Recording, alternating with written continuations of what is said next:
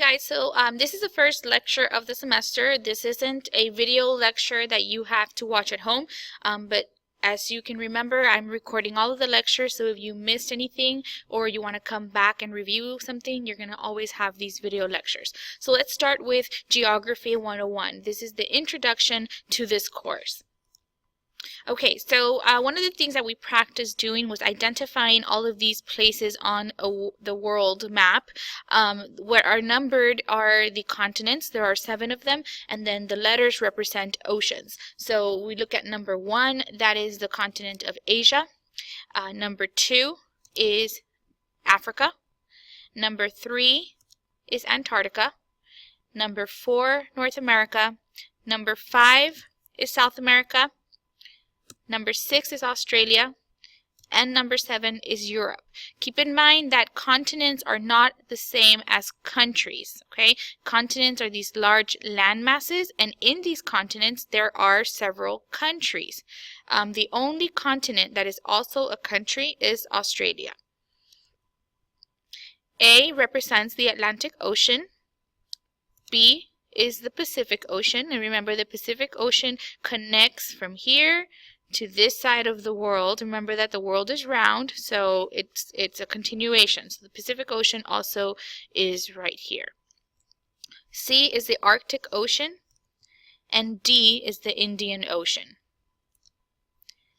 One of the things that we discussed in class was why we should study geography. And I mentioned that there are certain things that you should know as an adult so that you can have intelligent conversations. And where things are located is one of them.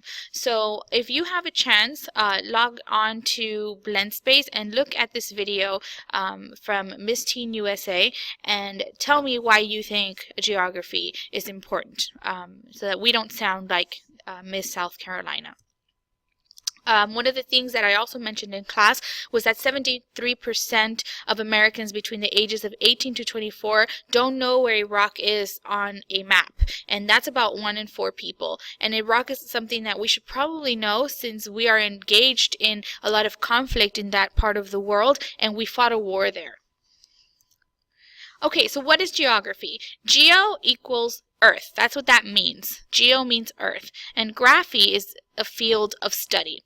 So geography describes the physical and the human aspects of life on Earth, not just the mountains and the rivers. We're also talking about the people that live on it. And geography is important because we need to understand how other people behave and why they behave that way and what they believe in, so that we can interact with each other and learn from each other and be able to live peacefully in this world with people who have different practices and beliefs than us. So that's why we study geography. So let's talk about cartography. Cartographers are people who make maps, and cartography is the science or the practice of drawing maps. And cartographers and geographers sometimes work hand in hand, and they both use different types of tools to gather their information when they're studying the world. One of the pieces of technology that they use is the GIS, the Geographic Information Systems. Those analyze information geographically, and they make maps that kind of look like 3D, and we can look at different layers of the Earth, right? The GPS, the Global Positioning System, and you all might be familiar with that, most phones have one now, determines location. That is latitude and longitude. Remote sensing is the gathering and recording of satellite information. And through remote sensing, they can gather all kinds of geographic information from satellites that are orbiting space. And they're able to use this information to make maps and to make different studies about geography. And aerial photography is also used. If you've ever looked at Google Earth, that's aerial photography. So these satellite images are taking pictures of the Earth, and we're using that to make different kinds of maps and to study the world in different ways. Maps are very important tools for geographers. There are different kinds of maps that we look at. There's a topographical map, and that is one right there. So it's telling you the different kinds of elevation that you can find on this particular area.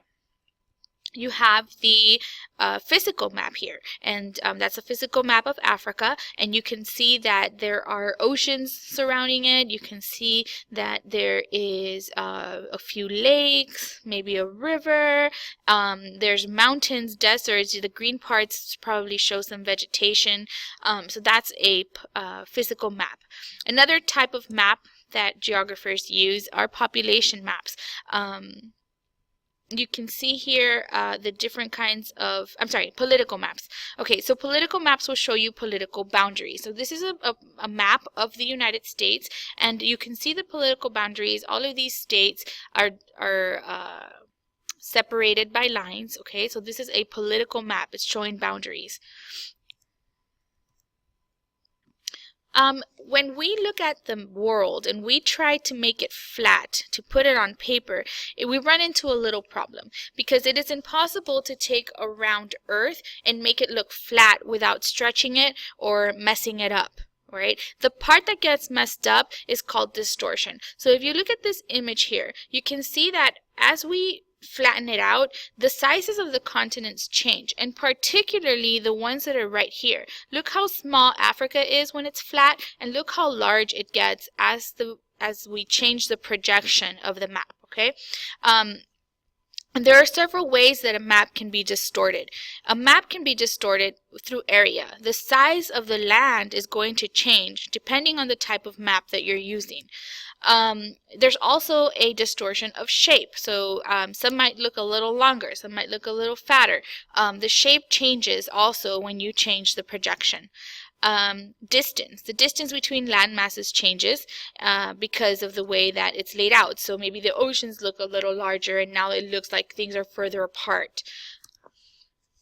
And then direction. So directions can be changed as well, depending on which way you're viewing a globe. If you turn a globe upside down, the part that is north is going to be facing a different direction, and that is also a different way to look at a map.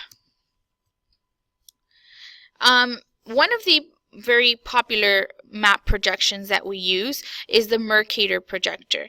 The Mercator projection is a cylindrical projection. It's distorted greatly at the poles. So as we remember the image from earlier, you could tell that Africa kept changing in size because that's very, very close to the equator. All right, and so it changes significantly. This navigation is useful for naval ships because the directions are accurate, right? So naval ships use this kind of map. Then you have the polar projection. The polar map projection is a planar projection, and the major problem with this projection is that it does not allow all of the Earth to be shown at one time. It's very useful for airplane navigation because the distance is shown correctly, but we can only look at pieces of the Earth at a time, not all of it. The Robinson projection is what we know as a compromised projection because it minimizes distortion. So what you see here is very close to accurate, but the most accurate representation of the world is in a globe. It's used for data representation because it has minimal distortion. Right? And here I'm going to talk about the parts of a map. Right? One of the parts of a map that you need to know is a title. The title is going to tell you what the map is about. So this particular map is about the Middle East according to its title. And then you have a legend. If the map has a legend, that legend is a key. It's going to tell you what all of these symbols represent. So this star means that it's a capital city. And you can go to the map, find the star, and you know that that is a capital city. And then, of course, you have all the other symbols which are representing other features in this map. Okay. A unit of measurement on the map that measures the distances is known as the scale. Okay, and almost all maps have one. So this is an example right here, and it measures how many miles or kilometers each of these inches or centimeters represents. Okay, that's the scale. Most maps will also have a compass rose, and that is going to show orientation. A compass rose shows the cardinal directions on a map. There's north, east, south, and west. And at times, they're also going to show the intermediate directions. So you can see the northeast, southeast, southwest, and northwest as well. Sometimes you see just the north, sometimes you see north and south, sometimes you see just the north, east, south, and west, and sometimes you get all of the directions. Depends on the map that you're looking at. Maps, for the most part, might use a grid system, and that is a system to show longitude and latitude, and we'll talk a little bit more about those later, and we'll do some practice with these, but do know that this is for location, so we can determine where things are, and we use these coordinates to do that, and we'll talk about that later. There are different types of maps that we look at, and they show all types of different information. Physical maps, like the ones that you see here, are going to show the physical features, and they use either shading or relief to show texture or even different colors.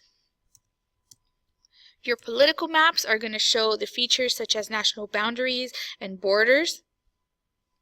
Sometimes they're in black and white, sometimes they use color, but they'll show you different countries, where one thing begins, where another one ends, right? These maps also change over time as political borders change, because these borders aren't necessarily permanent. They're not always rivers, they're just imaginary lines, and so as countries' borders change, so do these maps.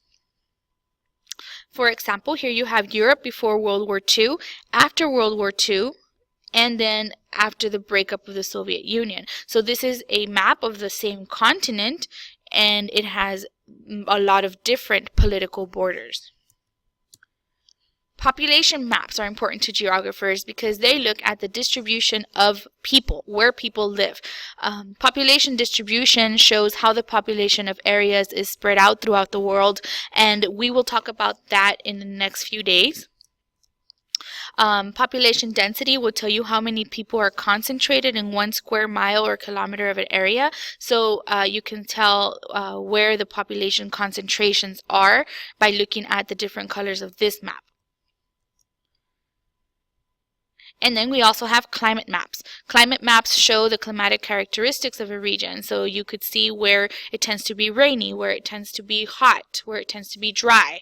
And of course you have vegetation maps. Those are the maps that show where plants grow in areas of a continent or a state. You can see that the darker areas are where you're going to have forestry, and then these lighter areas you might have deserts. So usually these are closely tied together because these types of climates might have a certain kind of vegetation. So they're related. And then we have special purpose maps. Special purpose maps are designed to show a specific type of information. Like this one, for instance, is telling us about world religions, and this next one talks about world languages. So it shows how different things are distributed throughout the world, and they're not necessarily related to landforms or political boundaries, but it's showing a theme, right? So there's a theme of religion here, and there's a theme of languages over here. Economic activity maps will show us the types of jobs, the types of natural resources that are available in a place, like the one that we have here. It's talking about China's economic activity, and they show how the countries are using their resources to produce goods and services. Right? If you look at this and ask yourself, where is the most manufacturing taking place in China? Well, we can tell that it's in the east near the coasts. And what is the main economic activity in Western China? By looking at this map, we can conclude that it's nomadic herding. And that's the end of our slideshow. So if you have any questions, make sure that you write them down and come back to me. And thanks for watching.